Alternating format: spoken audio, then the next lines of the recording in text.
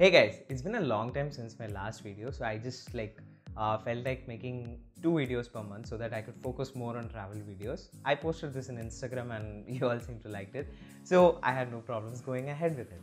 So this video is actually a public request video where many of you asked me that how to do better mobile photography or how to edit better mobile photos, or what can be the best that you could do with mobile photography. So I thought let's start another series just for mobile photography where I'll be covering through how to take better photos in mobile, how to edit better photos in mobile, and how to maybe post good photos in Instagram. So I thought I'll make a series just like that. This video is about how to edit better photos using Instagram. So let's get right into it. Okay, so let's begin by opening Instagram and open the add photo. And over here, I like to edit, select this photo. So this was taken from Goa while I was going in the bike. And now over here, just click next. And here you'll be able to see a lot of filters which are preset. So either you can choose this one, but I like to edit my own style. So I'll cancel that. Now I'll press edit.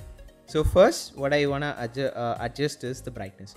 So this image is like kind of dull, so I'll just increase the brightness a little bit so that it's balanced, and I press done. So contrast is really essential, just to show the separation between the main object and the background. So I'll just increase the contrast. So you'll notice that it's kind of getting sharp and it's getting darker. So dark spots are getting darker, bright spots are getting brighter. So that is what contrast does. So let's go to that. And in structure, I would say this just increases all the details around the objects and everywhere. So it kind of gives you that grunge effect. If you are a fan of it, you can go for it, but I just like to keep it very light.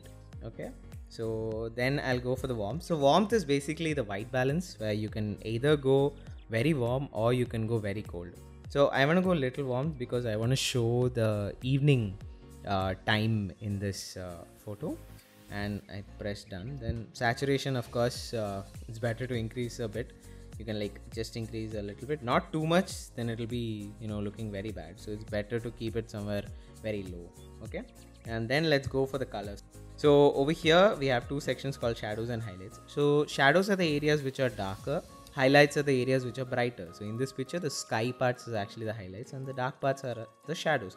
So let's experiment on them. So I usually follow this combination. I just have a very subtle violet or blue tone over here for the shadows, and for the highlights it will be a little bit of orange.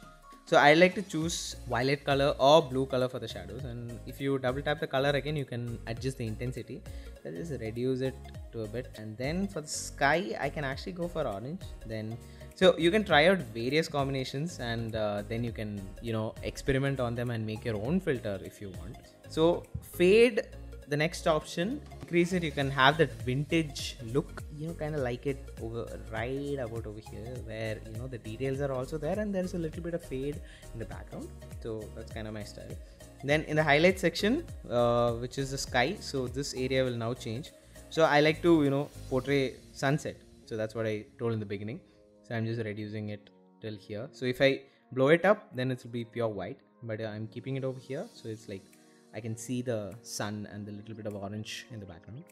So the next step, it's again shadows, so you can adjust it. So now the whole image becomes really bright. So I like to just keep it a little bit over here.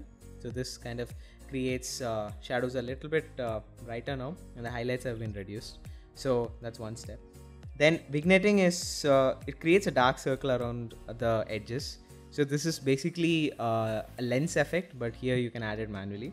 So I like to keep it a little low so that I have a focus on the center of the road. And next, for sharpening, I would say use this effect very wisely, because in Instagram when you post, certain photos lose their sharpness because it gets compressed. So I like to keep it over something over 50%, not too much because it will be very bad. So I'll keep it something between maybe 35. Yeah, 35 seems good. So just keep it near 35 and then you're done. Then add your descriptions and just share this post. That's all. I hope you liked this video. If you do, leave a thumbs up and name the best feature that you liked in the Instagram editing video. So that's it for this video. I'll be covering the next few stages in the next upcoming video. And of course, I posted a recent travel video in my Instagram story and many of you asked it how I did it. So I guess I'll cover that video in the next segment for making Instagram stories better. If you're new here, consider subscribing because I'll be making regular videos on photography, videography and filmmaking and easy tips for doing all of that. I guess that's it for this small video. I'll catch you guys in the next one. Thank you for watching. This is Arjun. Live life.